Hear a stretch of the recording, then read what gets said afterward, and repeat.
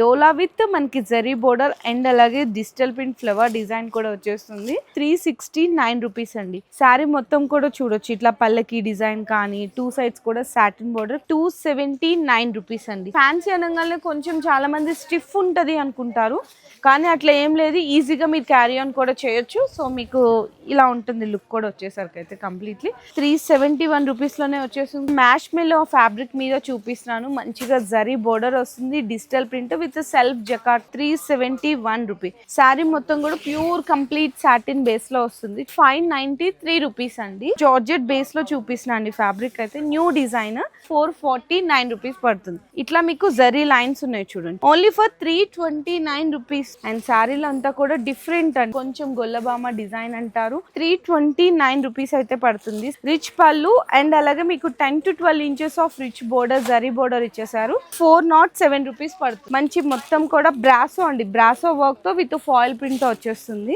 475 rupees పడుతుంది కేవలం.